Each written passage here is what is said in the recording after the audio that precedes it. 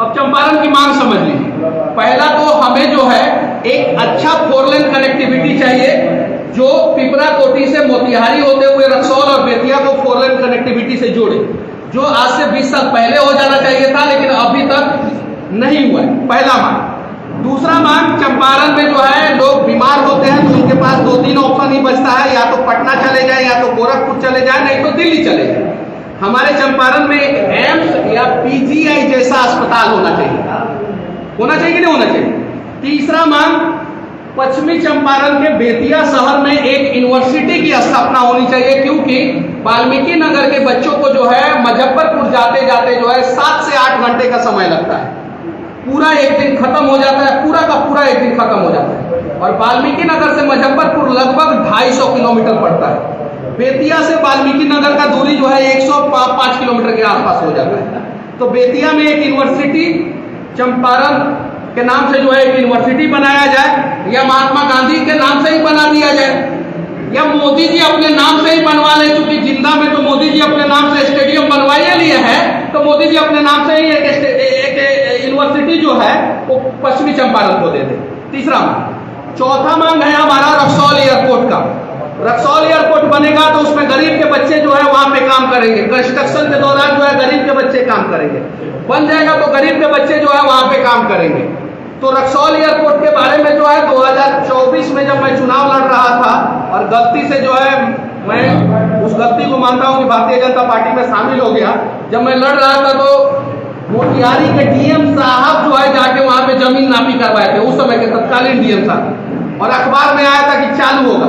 तो मोदी जी के भाषण में जो है रक्सौल एयरपोर्ट का जिक्र नहीं, सिर्फ जिक्र नहीं, जिक्र का मतलब है कि ठंडे बस्ते में रक्सौल एयरपोर्ट को स्पेशल फंड दिया जाए, और उसको चालू कब तक किया जाएगा उसका डेडलाइन बताया जाए। ऐसा नहीं कि हाँ चालू किया जाएगा।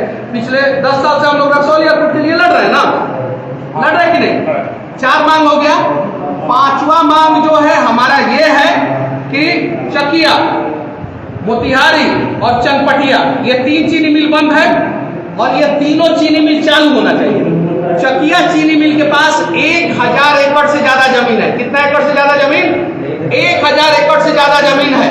और उस जमीन के बदल से जो है 4 लेन 2 लेन बढ़िया रोड गुजरा है। कम से कम 5000 करोड़ की प्रॉपर्टी है वो जमीन। और चनपटिया चीनी मिल के पास जो है सुनने में आता है, अब सरकार ने ये डेटा सार्वजनिक नहीं किया, सरकार डेटा सार्वजनिक करता तब ना हम लोग बताते हैं। सुनने में आया है कि 908 एकड़ जमीन है, जिसमें सरकार ने जो है 600 एकड़ जमीन जो है अपना एक्वायर करके रखा है, 300 एकड़ जमीन और जो है, तो 908 एकड़ जमीन है चनपटिया चीनी मिल के पास। तो चनपटिया चीनी मिल चालू होना चाहिए, चकिया चीनी मिल चालू होना चाहिए, और मोतिहारी के पास 245 एकड़ जमीन है, तो मोतिहारी चीनी मिल चालू होना चाहिए। ये 5वां मांग है।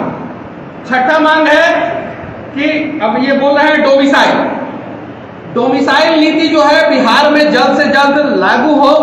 ये जो है बिहार सरकार का जो है ढुलमुल रवैया है। बिहार के बच्चों को जो है बाहर के प्रदेशों में अब उस प्रकार से मौका नहीं दिया जा रहा है। जब से मोदी जी आए हैं तब से जो है बहुत सारे जगहों पे बिहार के बच्चों के लिए जो है रास्ते बंद करना शुरू कर दिया गया, बहुत सारे जगहों पर। तो डोमिसाइल नीति जो है जल्द से जल्द जो है बिहार सरकार जो है वो लागू करे, और मोदी जी के मंच से डोमिसाइल नीति के बारे में जो है वो जिक्र होना चाहिए। बाढ़ हमारे चंपारण का सबसे बड़ा समस्या है। बाढ़ हमारे चंपारण का सबसे बड़ा समस्या है कि नहीं है ना। तो बाढ़ पे कंट्रोल होना चाहिए, क्योंकि अंग्रेज जब इसी चंपारण में नील की खेती करवा सकते थे, क्योंकि नील की खेती सबसे उपजाऊ भूमि पे होती है। तो बाढ़ को कंट्रोल करके हम लोग भी जो है चंपारण के किसानों को पंजाब के किसानों जैसा बना सकते हैं, और चंपारण के किसानों के घर पे फॉर्च्यूनर, लैंड रोवर जैसी गाड़ियां, लैंड क्रूजर जैसी गाड़ियां आ सकती है चंपारण के किसानों के पास। एक और मांग है मोतिहारी, रक्सौल और बेतिया, ये 3 शहर है। 3 शहर का डेवलपमेंट आप लोग गुजरात के तर्ज पे चाहते हैं कि नहीं चाहते हैं? चाहते हैं ना। तो 3 शहर में जो है अगर मोदी जी एक छोटा सा काम कर देंगे तो 3 शहर में, एक शहर में 500 करोड़पति पैदा होंगे। कितना करोड़पति? 500। और मैं एक्सप्लेन कर रहा हूँ, सिविल इंजीनियर हूँ, मुझे पता है, मैं टाउन प्लानिंग ये सारी चीजें पढ़ के आया हूँ। यहाँ के नेताजी को नहीं पता होगा, यहाँ के नेताजी को पता होगा कि हॉस्पिटल के दरवाजे पे जो है अपना प्राइवेट नर्सिंग होम चलाना है और हॉस्पिटल वाला रास्ता कहीं नहीं बनाना है, ताकि जो है हॉस्पिटल में जो है मरीज ना जाके उनके नर्सिंग होम में मरीज जाके इलाज करवाए। बेतिया में रिंग रोड, मोतिहारी में रिंग रोड और रक्सौल में रिंग रोड होना चाहिए। रिंग रोड कम से कम जो है 1000 किसानों के खेत से होके गुजरेगा, और जिसके खेत से होके गुजरेगा, अगर 2 कट्ठा जमीन जो है रिंग रोड पे पड़ गया तो 50 लाख रुपया कट्ठा जमीन, समझिए कि 1 करोड़ रुपया का मालिक हो गया हो। और इसी प्रकार से रिंग रोड बना बना के गुजरात का डेवलपमेंट किया गया। और हमारे जिला अध्यक्ष का स्पेशल मांग है, इनका स्पेशल मांग है, इन्होंने बोला मुझे कान में कि गुड़गांव के जैसा जो है वो कुमारबाग को भी डेवलप किया जाए। किसके जैसा? चनपटिया के विधायक जी ने कहा था कि कुमारबाग को जो है हमने गुरुग्राम के तर्ज पे डेवलप किया है। ये ऑन रिकॉर्ड जो है उनका स्टेटमेंट है। अब गुरुग्राम से कुमारबाग का आप लोग तुलना पहले कर लीजिए। कुमारबाग में जब ये विधायक नहीं बने थे तो स्टील प्लांट चालू था। क्या चालू था? Steel plant. और इनके जो है हिस्से में ये आया कि इन्होंने बहुत मेहनत करके 5 साल में जो है गुरुग्राम के तर्ज पे अपना एक हवेली बनाया कुमारबाग में।